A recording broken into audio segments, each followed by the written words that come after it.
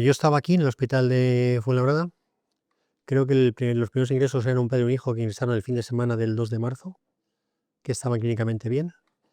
Y ahí se fue produciendo un incremento progresivo de ingresos de pacientes con COVID, que ya fue muy explosivo a partir del día 10-12 de marzo. El número de pacientes fue creciendo de una forma muy llamativa.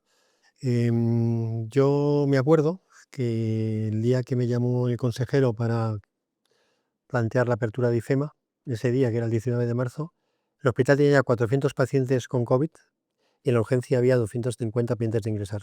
Yo creo que probablemente el coronavirus en España debe empezar a circular antes, y ahora te daré algún dato. Debe empezar a circular probablemente enero del año 20. Nos llamaba la atención que el gobierno de la nación no había tomado ninguna medida preventiva. Aquí nos encontramos con que faltaba material de protección, faltaban aspectos que eran fundamentales para lo que luego venía, que eran en temas respiradores en pacientes y camas de UCI. Y lo que sí es cierto que el Gobierno de Madrid se adelantó, porque el Gobierno de Madrid planteó el cierre de colegios, planteó las visitas a residencias o proteger a los pacientes con enfermedades crónicas. Estaban medidas adelantándose que entiendo que el Gobierno de la Nación no hizo o no quiso hacer, quizás porque pocos días después se celebraban las manifestaciones del 8 de marzo, que pudimos comprobar que eso dio lugar a muchos infectados. Mira, en Madrid yo creo que lo que hicimos fue intentar seguir y estudiar todo lo que iba saliendo de evidencia científica de esta pandemia. Lo primero que hicimos en Madrid fue, cuando llegamos a la viceconsejería, fue constituir un comité de expertos. En Madrid tenía su propio comité de expertos, que era un grupo de 18 médicos, que nos reuníamos todas las semanas y si hacía falta más, en la que tomaban decisiones sobre lo que estaba ocurriendo y lo que se debería hacer. Por ejemplo, los test de antígenos. Los test de antígenos fue iniciativa de la Comunidad de Madrid. Eso cambió la pandemia. Las aguas residuales. Entonces nos planteamos hablar con el canal de Isabel II, con la Consejería de Medio Ambiente, si fuera posible detectar la presencia de virus en las aguas residuales.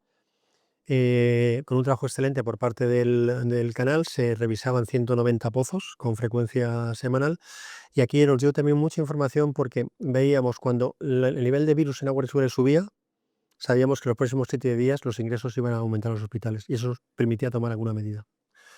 Otro aspecto que me parece muy importante es no solamente la positividad de las pruebas de la PCR, sino lo que es la carga viral. Y eso fue lo que nos llevó a plantear, basando en toda esta evidencia, el cierre por zonas básicas de salud en función de todos estos parámetros. Es decir, que no solamente eran las pruebas que teníamos positivas, sino veíamos además todos estos aspectos que nos permitían tomar decisiones con cierta base científica para procurar no equivocarnos. Entonces había enfrentamientos por aspectos que dices que no tenían sentido desde el punto de vista científico, ¿no? Es decir, y eso fue un poco toda la cuestión de la pandemia. Hay múltiples ejemplos, y eso venía a complicar. Tú estabas ahí estábamos gestionando una pandemia desde el punto de vista con los mejores criterios técnicos posibles y colaboración de especialistas, y te encontrabas con criterios políticos que intentaban gobernar la gestión de la pandemia, ¿no? Bueno, el comité de expertos está claro, ya lo reconoció públicamente, que no hubo nunca comité de expertos. Lo primero que hay que tener en cuenta es que no hubo una planificación, no hubo una previsión de material para lo que nos venía. A mí me parece muy importante señalar un estudio que es de un estudio que se hizo por parte del profesor Orea en la Universidad de Oviedo, que nos viene a decir que si se hubiera tomado esa decisión solamente una semana antes, el número de infectados hubiera sido la mitad, el número de ingresos hubiera sido mucho menor y también el número de muertos. Así que cuando toman una decisión de hacer algo, la toman tarde. Y esto lo digo con evidencia científica demostrable en ese trabajo. Y luego se mantuvo durante excesivo tiempo el estado de alarma y los cierres. Entonces, cuando uno revisa medidas que se tomaban en aquella época por parte del gobierno central, muchas de ellas realmente hoy sabemos que no valían para nada, ¿no? Y ahí está la presidenta de la Comunidad de Madrid, la primera tirando del carro, diciendo que teníamos que intentar aplicar las medidas que fueran lo más eficaz posible para el control de la pandemia, y a la vez permitir que la gente realizase algún tipo de actividad económica y social para evitar la catástrofe absoluta, ¿no? Y esa fue un poco la línea que se siguió en Madrid, que, criticada por el gobierno central, porque lo más cómodo es siempre cerrar todo. Yo cierro todo, pues no hay contagio ya, pero a la vez estoy creando un grave problema social y económico. Bueno, IFEMA fue una experiencia personal y social espectacular. Como os decía, yo estaba ese 19 de marzo del año 20, yo no se me olvidará. Yo estaba organizando todo el asunto del problema aquí en el hospital, que ya lo estaba desbordando, y me llama la jefa de urgencias, la doctora María Jesús Domínguez, y me dice: Antonio, ¿has leído la prensa? Digo: no, María Jesús, ¿qué es lo que ha pasado? Dice: no, pues hay una noticia que hablan de que se va a abrir un hospital en IFEMA con 5.000 camas y 1.150 camas de UBI. Y uy, pues a lo mejor la solución. Lo que no sabía yo es que por la tarde, a las 5 o 6 de la tarde, me iba a llamar el consejero de Sanidad para decirme que me ofrecía irme a IFEMA como director médico de ese centro con el doctor Marco y el doctor Prados de coordinador, ¿no? Y para allá que fuimos, ¿no? Entonces, en lo de IFEMA, lo que yo creo que hay que destacar es que cuando trabajamos todos juntos por una idea que merece la pena, los españoles somos capaces de hacer cosas muy buenas, ¿no? Por IFEMA pasaron casi 4.000 personas.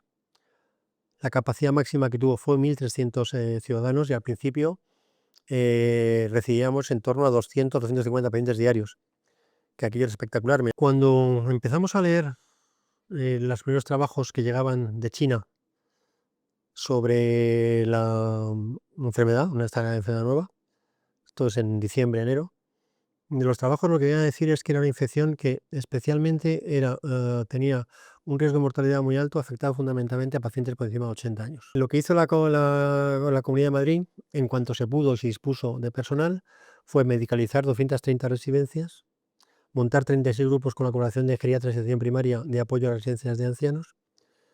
A pesar de eso, la mortalidad en residencias, como ese grupo de riesgo que tenía más probabilidades de fallecer, fue alta. Lo que sí convendría explicar es que cuando se manejan unas cifras de en torno de más de 7.000 fallecidos, yo creo que hay dos datos para explicar.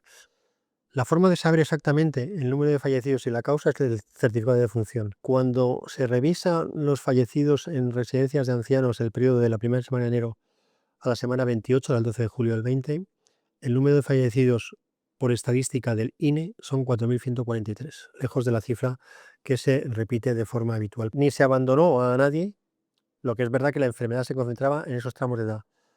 1 de cada 4 pacientes tenía más de 80 años en Madrid. No sé dónde surge, creo que es una labor o una publicación que hizo un periodista en relación con ello. No sé la fuente de información que sacó, pero insisto, la fuente de información tiene que ser siempre fuente oficial para. Y yo creo que, siendo una auténtica tragedia lo que ocurrió en Madrid, en España y en el mundo, lo que ocurrió en la residencia de ancianos, y que no vamos a negar evidentemente el dolor detrás de cada fallecido hay una familia, hay un afecto, hay una vida, así que no vamos a decir, pero no se debe jugar con el dolor ni hacer política con el dolor.